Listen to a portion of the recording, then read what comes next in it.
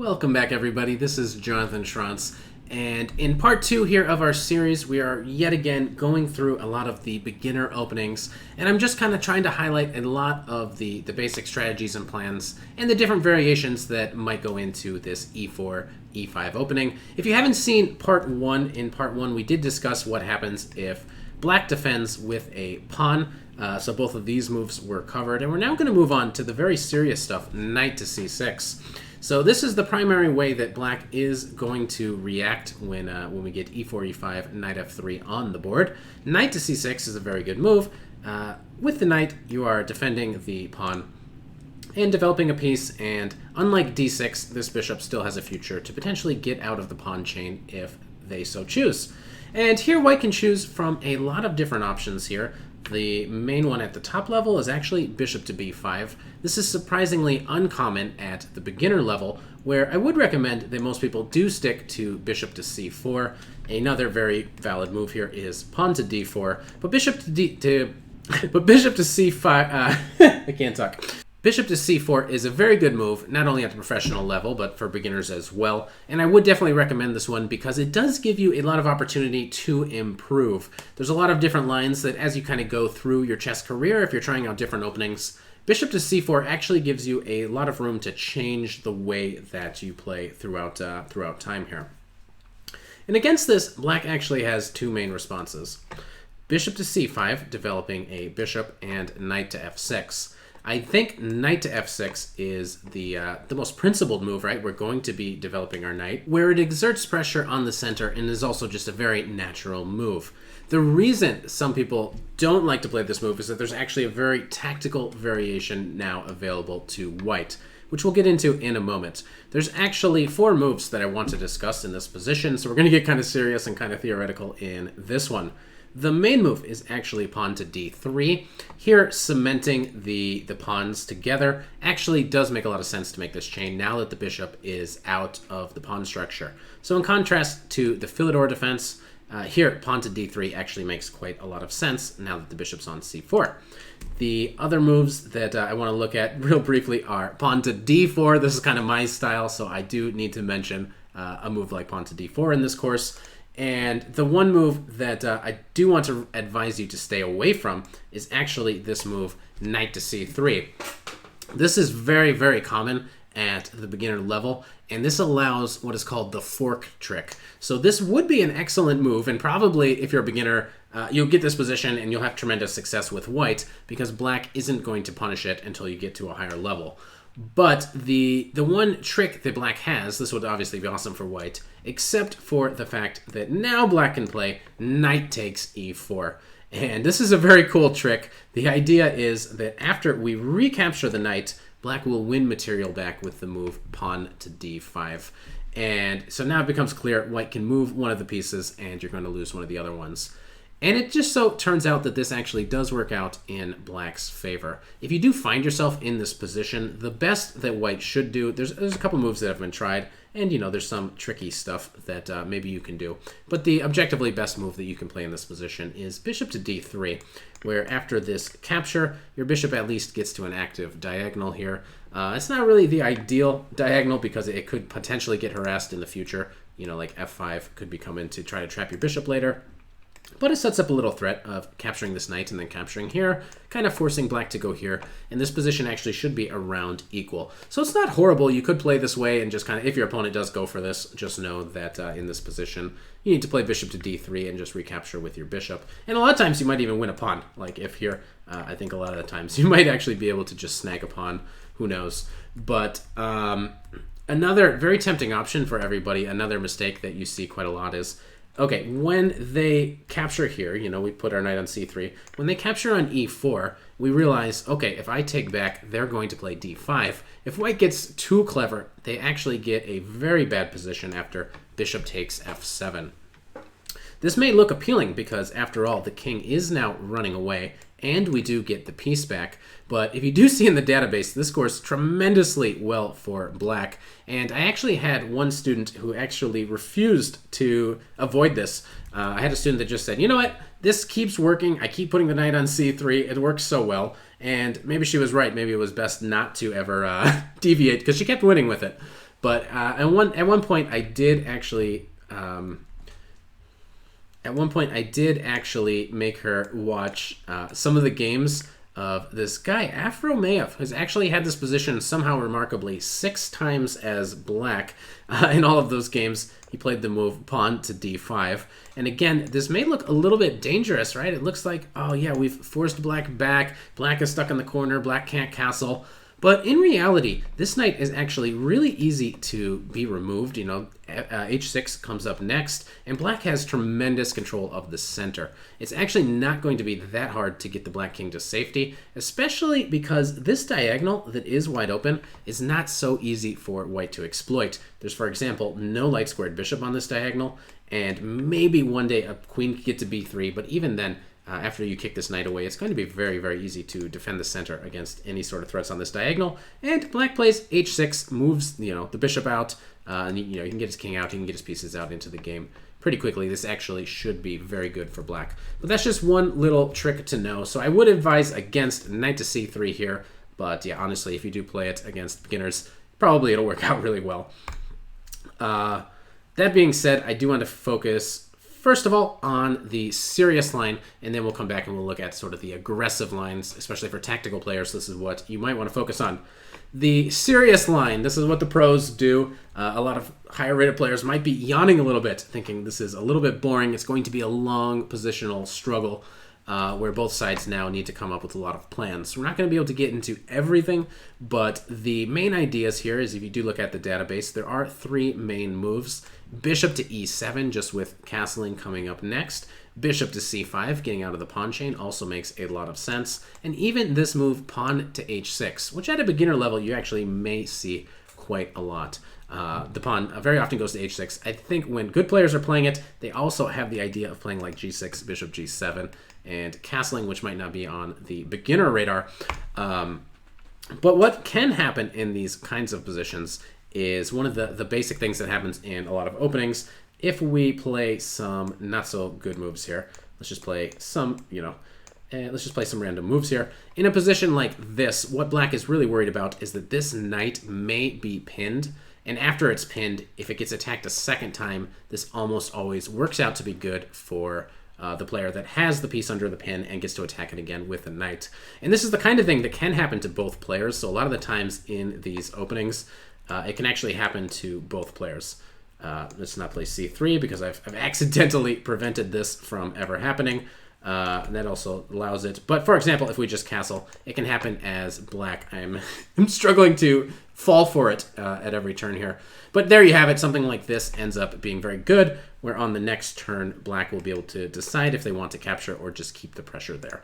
So that is something that's going to happen. You got to watch out for that. That's the one kind of detail with the bishop being outside of the pawn chain rather than being kind of attached to the knight. If the bishop is on e2, for example, not that this is a good move or anything, but what this will avoid is that in any situation where the knight does get hit with bishop to g4, it's just not a pin now. So this actually wouldn't make a whole lot of sense for black to play like this. Okay, where were we? Knight to c6, and we're playing the Italian game, and it's black's turn to choose. Knight to f6, d3 is where we want to start. In this position, just going back one more time, if h6, we can take a quick look at this. White's main ideas are to castle and potentially also to play c3. And this c3 might look odd, but taking into account the fact that we might get pinned later, it is a reasonable idea to now or at some stage soon play the move c3. And c3 actually has a lot of ideas. And it is kind of hard to comprehend at first because most people have this inclination that they need to put the knight on c3. But the pawn on c3 does a good job. It restricts the knight. It also gives white the ability to sometime later in the future play a move like pawn to d4, especially if we have this pawn protected already. And this knight has a very, very special maneuver in these kinds of positions. So one of the things you can do to improve as a chess player is you can think, if you could pick up this piece, so let's just make a move here for black. If you could pick up this piece and you could go to literally any square on the board, where would you want your piece to go? And if you do answer that, there's a very common maneuver that white can actually do with this knight. The ideal square for the knight is actually f5. And Garry Kasparov, who was the longest reigning world champion ever, actually said that a knight on f5 is worth a pawn. Like, even if white lost a pawn, it would be worth it if you get to install a knight on f5. And the reason is, and obviously it doesn't look like much now, especially with this bishop still on c8, but if black ever castles over here, the knight does put a lot of pressure on the king side. So that is something that you really want to watch out for. And you can pause if you want to try to figure out exactly, if you're like, what? How do you get over there? You can pause and see if you can find the maneuver. A lot of stronger players will already see it and be able to do this one in their sleep. They've done it so many times. Knight to d2, knight to f1, knight to g3 or e3, and then knight to f5 is going to be one of the most common maneuvers. So white has a lot of different things that he's battling with. He's trying to play d4 in the center. He's trying to maneuver this knight over to f5. And one more thing that he's also struggling with is making sure that this bishop is absolutely safe. One of the things, now that this pawn is protected, that black is trying to achieve is to go and trap this bishop. So c3 also makes an escape square for the bishop that can now go to b3, horrible arrows, b3 and then c2, for example. So for example, you can't do it in this position because now this pawn would be hanging. But after this is protected, what can happen sometimes is the knight might want to go and try to win this bishop. So that would be a huge success. This bishop is awesome. We really want to keep the bishop on the board, and we don't want to trade it for this knight. So this is just considered a big success if black is able to get the light squared bishop. So one of the things that you do want to do here is you want to keep it on, and the way to do it here is if in this exact position we have this move, bishop to b5. The idea is now we get to run away, and no matter how hard they chase us, we will always go to a square where it can't be captured with the knight. And it may look silly on c2, but that's actually a very natural square for the bishop in this opening. White now has the ideas of rook e1 doing this awesome knight maneuver, but the bishop also supports this e-pawn, which means we're even more likely to be able to push in the center and get a little bit more space at some point. So now we could even play c4. And if this diagonal ever opens up, like for example, if our knight hops all the way over to f5, and it ever gets captured or something, maybe that'll open up stuff for the bishop, especially with this pawn on d4. What often happens is, the center opens up and the pawn gets to move, and sometimes this guy even comes into an attack, believe it or not, from this far away. So those are all of the main considerations for white. If bishop to e7, let's just have one look here at the main line. What white typically does here is castles. c3 is probably also an okay move. You don't really need to memorize all the theory here. You want to just know the basic plans. I wouldn't spend forever memorizing every single variation in the Italian game. You just want to kind of understand the basic plans, which are c3 to play in the center, get your king castled, know the knight maneuver, don't lose your bishop. Those are the main plans. After the king castles, rook to e1 is what most people are playing. Notice that you don't need to play c3 yet. The reason is, again, that this e-pawn would be hanging. So after d6, now it is time to do something. If we do just pass here, it looks like knight to a5 will be coming, and now it will not be easy to keep this bishop alive. This just no longer works, because black could, for example, hunt you down and just grab your bishop if they want to, and that's good for black. So now is the time not to play h3. Now is the time to make some room for your bishop. And you can do that with a4, or just consistency with the basic plan. You can play pawn to c3. And here, black actually might chase down the bishop, just trying to gain a little bit of space. a6 is another way of doing it, a6, b5, and c5. Black will try to get a whole bunch of space on the queen side. And again, this is our most advanced pawn. Our pawn is on e4, so we are eventually going to be wanting to do stuff on the king side. But the way that we've played is actually very slow. It's very positional. There won't be a lot of pawn moves in the near future. Like, it's unlikely that we're going to play f4 in the future. What we're really going to be doing in a position like this is a lot of piece play. So, for example, knight to d2, whatever black does, we are going to just continue with all of our maneuvers and eventually maybe one day play d4. So I think this actually is a little bit advanced. I don't know how helpful this was. Hopefully you guys did take something away from that, but in this position, which is our main position, I just wanted to kind of show you guys that's kind of what happens, at least at the pro level. All the top guys, the top GMs, they like to do that kind of slow, long maneuvering game. A lot of the times, that's not for every amateur. A lot of people want to have a little bit of fun, and they want to be a little bit more direct, and they want to get an attack right away. So if that's you, the move that you want to play in this position is knight to g5. And this can lead to all sorts of fun. And now let's get a little bit aggressive and change our hat here.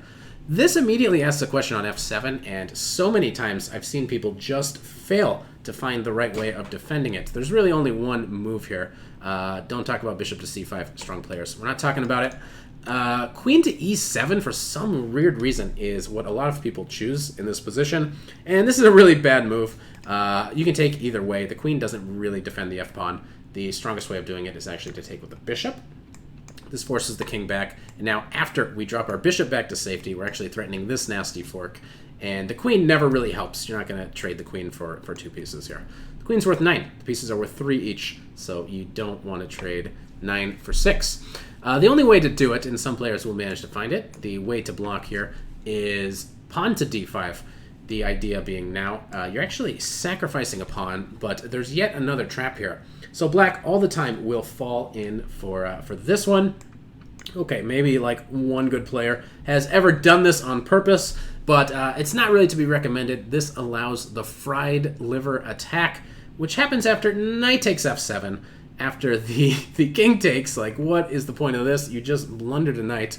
The point is we're going to serve the black king up like fried liver here. We're going to make the king walk into the center. If the king runs away, goes back somewhere, they're just going to get the piece back, and that's just going to be great for white. So the critical move is actually king to e6. And you can already get kind of a feel, if you've never seen this before, that this is going to be massively dangerous for black. Knight to c3 is the way to go. All you want to do is you want to put a bunch of pressure on this knight and force black to have to defend it.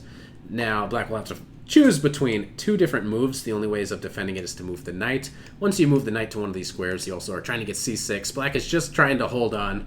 And if black manages to hold on, he is up a piece. So you got to be pretty fast and direct as white.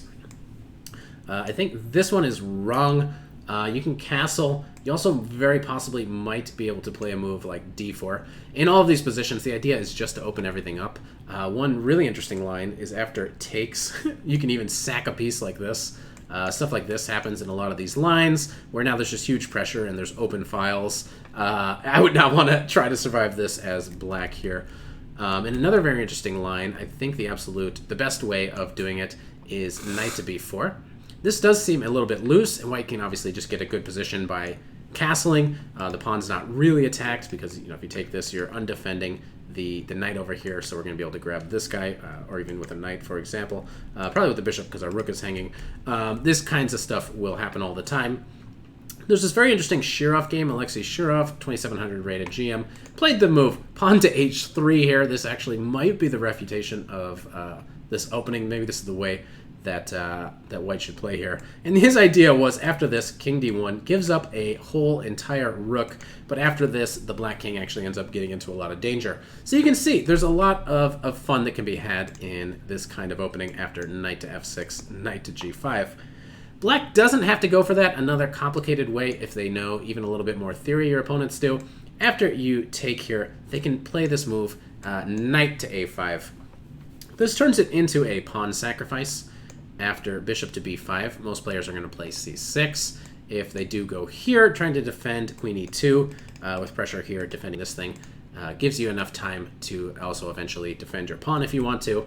So people are sacking a pawn, and the main idea here is that, okay, now it's a little bit inconvenient for white to find a square for the bishop. And there's a lot of interesting moves here as well, the main move being bishop to e2, which looks the most natural. But all of these lines get super sharp and very complicated. For example, after h6, forcing the knight back, e4 asks yet another question of the knight. The knight now needs to hop in, and this can get very exciting. Some of the sharpest and most complicated games can come out of this kind of opening. Also, bishop d3 is a very interesting idea. Obviously, putting the bishop in front of the pawn looks a little bit silly, looks suspect, but something like h6, knight e4 is the main idea.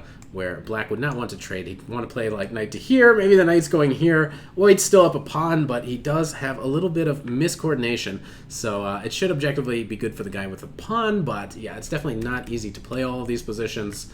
One last line I just want to point out is queen to f3, where you're just saying, aha, I counter pin.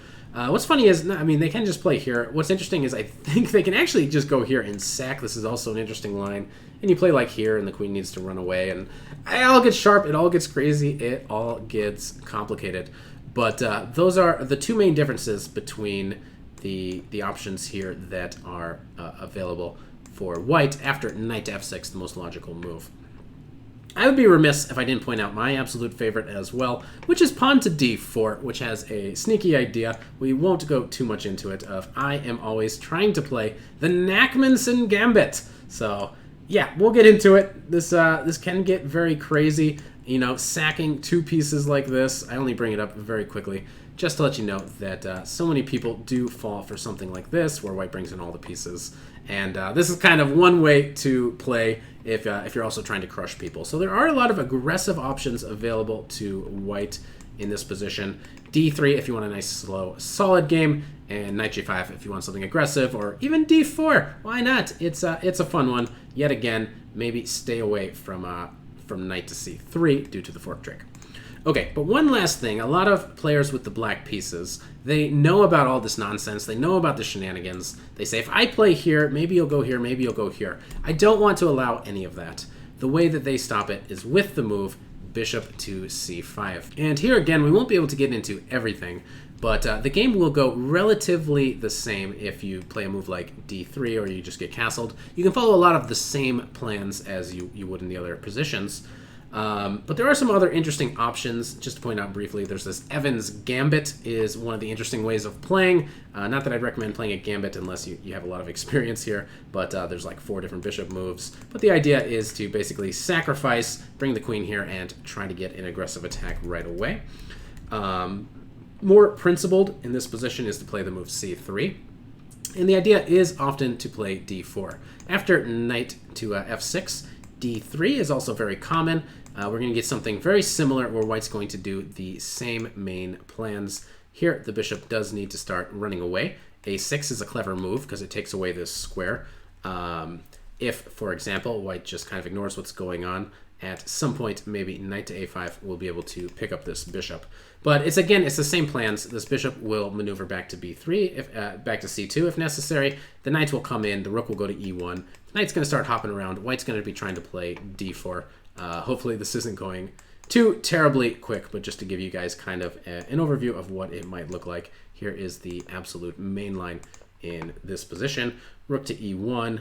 At some point, this knight should be trying to go here. This knight should be trying to go here. What's good for both is good for both players here.